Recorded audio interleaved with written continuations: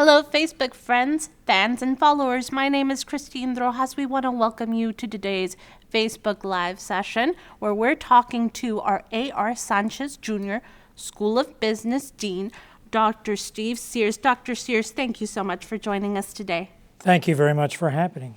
Oh, wonderful. Sounds good, folks. Well, we're going to go ahead and get started with some question and answer segment here. So if you're scrolling on Facebook, stop and check out this awesome segment with Dr. Sears. Dr. Sears, we'll go ahead and get started, folks. Also, if you have a question, particularly if you are a business major, you'll want to go ahead and leave it in the comment section, or feel free to send us a direct message as well. Dr. Sears, first, what can students looking forward to this fall, what can students who might be starting the fall semester here at TAMU, what can they look more forward to the most here at the School of Business? Well, one thing that will be different this year is that we're expanding considerably, both in terms of our staff and in terms of our faculty. This last year was very busy for the college. We will have 6 new full-time faculty this fall. And they span a variety of areas of teaching, including business law, including transportation and international logistics, including economics and management. The other thing that we're doing is we're expanding significantly our advising staff. For a long time, the A.R. Sanchez Jr. School of Business had 2 advisors, 1 undergraduate, 1 graduate. A few years ago, we went to 2 plus 2. This coming year, we're going to have 5 undergraduate advisors to service our graduate students and 3 graduate advisors. So we're going to have 8 full-time advisors. We also want to remind students that we have designated faculty within the college to serve as career advisors. So while our full-time staff advisors assist students in getting their programs in order, seeing that they take the right classes at the right time so they can progress in a logical way, our faculty serve as career advisors to students who want to know more specifically about what am I going to do with this degree? What are the jobs out there? What kind of opportunities are there? And so those are the things that is going to be new this year in our college. Many more staff, many more faculty. A lot of bright new faces then. Yeah, I think they'll bring a lot more energy into the situation and so forth. And so we're always trying to meet the needs of the students, both in terms of their course development and also in terms of their classes. Wonderful. Now, are there any new programs or any new degrees students should be aware of this upcoming fall semester? Yes, the one I want to emphasize in this discussion is our new undergraduate major in transportation and international logistics. This is an outgrowth of a certificate that we created a little while back where students could get an undergraduate certificate in trade and logistics and take all their courses online. Oh, wow. And there are no prerequisites to any of the courses in the certificate to do that. So students outside of business are welcome to look at these opportunities to learn about trade, about exports and imports, because that's what Laredo is all about. Right. Now the new concentration, though, expands and requires more courses to be taken than the certificate, and it is the fastest growing choice among undergraduate students for concentrations in business. We do have other certificates along with our regular offerings of programs, such as one in leadership and others in the area of management. But transportation, international logistics seems to be a trigger point right now for some of the growth we're seeing in choices that undergraduate students in business are making. Right. Sounds good, Dr. Sears. Now, are there any resources that are available specifically to your college's students? Okay, I've already mentioned one, and that is our advisors. And we believe we have a lot of confidence in our advisors. We have a good blend of experience and newer advisors, and these resources students should take advantage of. In the orientations that we give to new freshmen and transfer students, we emphasize the importance of working with an advisor, meeting with them regularly to make sure that you're on track. But we have another resource that is probably a little bit understated. Many years ago, I created a student advisory council to the dean. And this is a council of about 15 to 18 business majors. You can be a freshman, a sophomore, a junior, a senior, even a graduate student.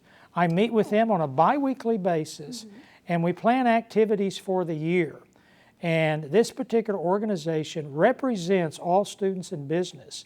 They have their own bylaws, and each year they put together a great set of activities, including fundraising, and they take advice from students, and they meet with the dean, they meet with me, and discuss areas of concern.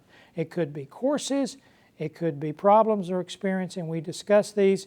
We do not share specific names outside the council, but they represent students in general so that students in business can have a face with the dean. And that's great because you get a lot of peer-to-peer interaction as well. You get to talk about issues that might be of concern to you amongst your peers, and that those issues might be addressed as well, correct? That's right. And one thing I'm particularly proud of, I don't know if this is unique, it's certainly atypical, but through the years, and I formed it in 2013, so we've just completed 9 years. Oh, wonderful. So we're going into our 10th year, and through the fundraising of this group over time, they have created their own student scholarship fund. And we're at the point now where we award, through the efforts of this council, students scholarships to other business students who are deserving because of their grades, financial needs, and so forth. And we do that on a regular basis every year. So it's basically students helping students. That's right. You know, you don't often see students giving back to other students in this kind of a way. Right, of course, wonderful. So if you're a business student and you might be wondering on how to get involved in that program, you'll want to go ahead and make sure that you're following Sanchez School of Business, their social media. They're on Facebook and they're on Instagram as well. So you'll want to go ahead and check that out to see about those upcoming meetings, correct? That is correct. That is correct. Wonderful. Now, Dr. Sears, are there, for students who might have an interest in maybe doing research endeavors or initiatives, are there any research opportunities for students to collaborate with the college's faculty members? We have several of those. That's a very good question. First of all, being a very small business school, we also have a doctoral program. And our doctoral program is very international. It typically averages about 20 full-time students. And these doctoral students, because of their assignments, their assistantships, they have the opportunity to work with faculty. And from that endeavor, they work with faculty on projects, published papers, and they make presentations at professional conferences. Because if you're a doctoral student, the career path that you're most likely going to pursue is to become a faculty member yourself at another university where research and research productivity is part of the ways in which you get evaluated. But we also have research opportunities for undergraduates who can take WIN courses that are designated for research and so forth. For example, we have undergraduate courses where they could work on honors research projects. I've chaired several of these myself, and students produce a publishable paper from their undergraduate experience as an honors designated course or as an honors student. And so they have the opportunity to learn more about research under the advice and counsel of the faculty member who serves as a supervisor.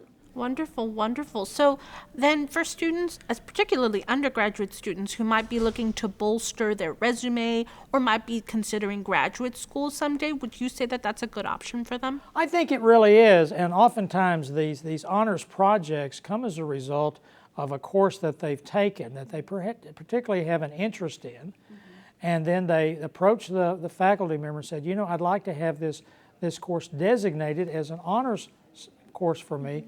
And in the courses that I teach for honors research projects, I always require a research project. And so we develop a topic of interest to them in the area that's applicable to the subject matter of the course they took from me. Wonderful. And so over time, they develop a research-oriented paper.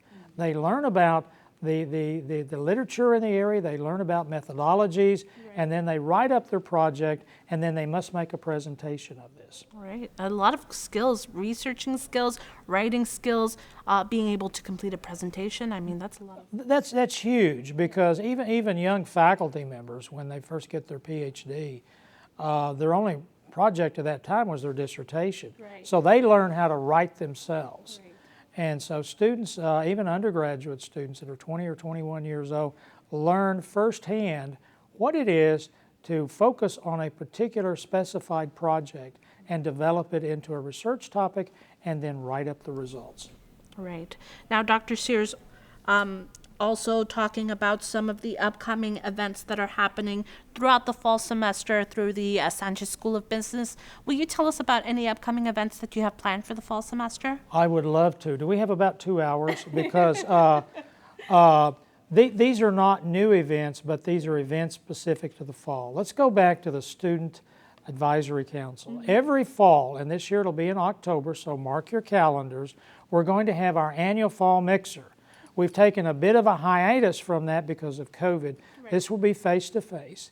There will be refreshments. All business students are invited, but as part of this fall mixer, this get-together, we invite 4 to 5 companies from Laredo and perhaps from San Antonio to come in and talk about their internships, what it is they're looking for in jobs. A popular presenter is always HEB.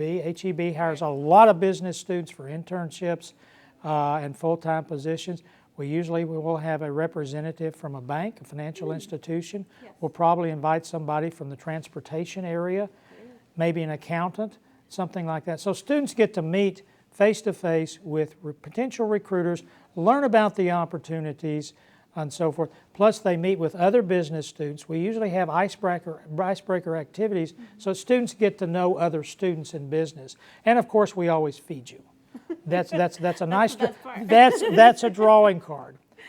The other thing that we have is, I don't know how many years we've been doing this, but we have a collaborative relationship with IBC Bank and Commerce Bank, and four times a year, 2 in the fall, and they'll be in October and November, we have guest speakers to come in, speak here on the university to students, to faculty, from members of the business community, and whoever wants to come. There's no charge. Mm-hmm. And we're going to be face-to-face now after about 2 years of doing virtual, about activities and things that are important in the Western Hemisphere, because it's sponsored by one of our 3 research centers, the Center for Study of Western Hemisphere Trade. Mm-hmm. And so they will come in and talk about things that are pertinent to those that live in the border region.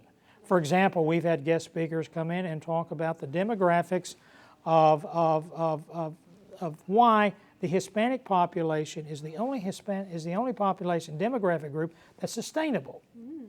So I termed it the economics of sex. So they come in and talk about about why the demographics of our region, as well as from where we draw, are sustainable. We're producing more children to sustain ourselves. Of course, a very important topic we all have emotions about is the wall. Right. We talk about the border. And of course, this fall, my guess is we're going to have at least one speaker that will touch on political issues, because some of these things I've just discussed about the border area and other things have become highly politicized. Right. And so these speakers, they come from industry, they come from government. We've even had those internationally, those from Europe, from Canada and so forth. They come down, they talk to us, we have a question and answer. We have, of course, refreshments. So, and we have had attendance at some of these as many as 500. My goodness, that's a great number. And that's a wonderful opportunity for not only our campus community, but for our local community as well to come and enjoy these events here on campus. Yeah, and one of the things that we don't require or even suggest, but we encourage from our faculty is, many faculty, the term is they incentivize their students to come, perhaps instead of going to class, and they'll get perhaps extra points or do an extra project. So that helps us build up the attendance. Right. But this is stuff that you can't learn in a classroom. Mm. You've got real speakers talking about real issues that are pertinent not only if you're a student, but also if you're a citizen living along the border between the United States and Mexico, and things that are pertinent politically, economically, and financially. How exciting, Dr. Sears. Thank you so much for joining us today, folks. That is it for today's session. Make sure, if you're not following us on Facebook, Instagram, Twitter, LinkedIn, YouTube, and Spotify. We do have a specialized playlist. Make sure to follow TXAMIU. That's our university's main social media networks. Dr. Sears, thank you so much for joining Thank you. us today. It's been my pleasure and an honor to do this. Wonderful. Thank you all so much. And just a friendly reminder to everybody out there, late registration continues through Friday, August 26th. We can't wait to see you. Dust 'em.